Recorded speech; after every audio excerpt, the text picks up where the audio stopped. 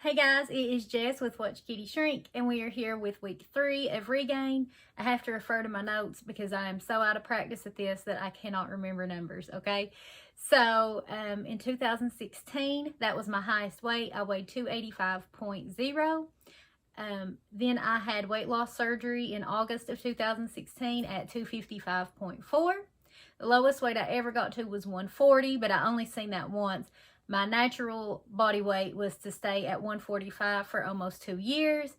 Then, the sadness that was 2019 happened, and then whatever it is that has happened in 2020 happened. And basically, Regain week 1, I was 176.8, which gave me a total regain of 31.8 pounds. Week 2, I was 170.4. Today is week 3, and I am 168.9 for a total loss of the week of 1.5, which means my regain is now down to 23.9 pounds. So obviously my weight loss is a lot smaller here on week 3, but that's okay with me. I told you all what I really wanted was at least 1 pound a week. This was 1.5 pounds, so I will gladly take it. Not really doing anything different as far as like what I'm doing to lose weight. I'm still doing the gallon challenge every single day. I cannot recommend that enough. I feel really fantastic. Still doing low carb, low fat, high protein. I feel like I should explain that a little bit. Dory and I was talking. I'll leave her link down here below. We were talking about how we almost have to laugh at ourselves because we get all these ideas in our head, and then we go back to what works, which is a lot of water and high protein. And it's almost like our bariatric surgeons told us that, right? Like, we were just laughing at ourselves because our surgeons definitely told us that. Always make protein your priority and drink a lot of water. And it's like somehow in the last 4 years I went away from that, and now I'm doing it again. And I'm like, wow, that really works for bariatric patients. But that's definitely my priority. Another thing I wanted to explain is some of you was wondering, like I'd switched from keto, which is 20 carbs or less, down to low carb. The difference for me is that I am allowing 50 carbs a day now, but there's a stipulation. All of those carbs have to come from fruits or veggies. I'm not just eating carb for carb's sake. You eat whatever is good for you. I'm definitely not being judgy or telling you what to eat. But for me personally, it's not like I'm going to go out here and eat a piece of bread.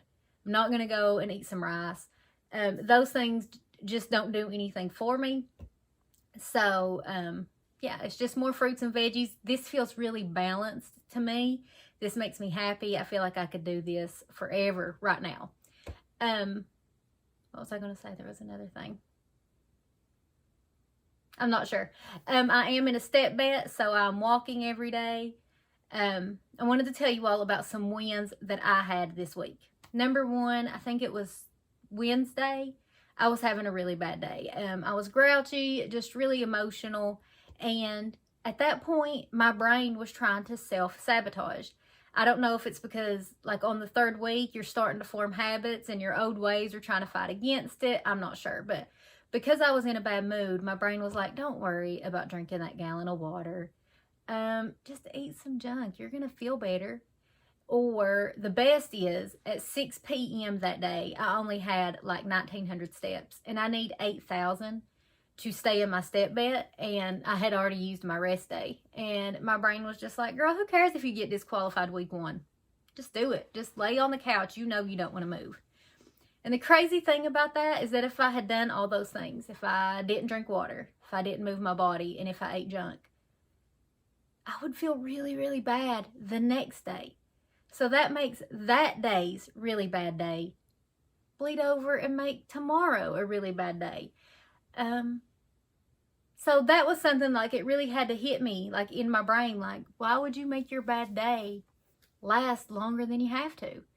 So that was one of my wins. Even though I had had a bad day, I still did the gallon challenge. I had to force every single sip in, but I did it. I got all of my steps in. Actually, that day when I had 1,900 steps at 6 p.m., by the time I went to bed, I had 11,000 steps. So it's like I did what I had to do and more. I still ate on plan. So that was a big win. Big win number 2 is that Friday I rode out with my parents to get some stuff for our porch that we're building. I just stayed in the car, but, you know, just got out of the house and went for the ride. They went to Dairy Queen. Now, that is a weakness for me because I absolutely do love ice cream. And I'm not saying don't eat ice cream, don't live your life, but I'm not at the point right now where that can be in my goals. Like, that doesn't get me any closer to my goal whatsoever, so I can't have it. So really, really fast, when we got to the window, before I could change my mind, I was like, I just want a cup of ice. And I had a cup of ice. That was a big time win for me. Another big time win for me is not eating takeout just because the other people in my house are. Or making my own supper. Like, if I was making them something unhealthy, say pizza rolls and french fries, just because I make that, just because that is available in my house, doesn't mean that I have to eat it. I like to cook for my family. It's my way of helping out. They don't have to eat healthy just because I want to. That's not fair to me.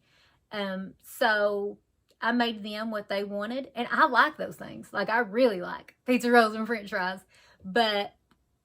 And I don't think those are bad foods, but those foods don't get me any closer to my goals, so they're bad for me. So I made my own turkey burger and a salad. One time they did takeout, and I made a turkey burger and a salad, and I sat down and ate with them. I wasn't missing the experience. I wasn't missing the moment of us all eating together. I just missed the actual food. And that is a win for me, because weeks ago, your girl was eating takeout 4 or 5 times a week. Let's see. I had a few more wins. I can't think about them. Oh, and then Saturday morning, we went to order the rock siding for our porch, and my family went through the drive-thru to get a biscuit. Even though it was a weekend, I didn't do it.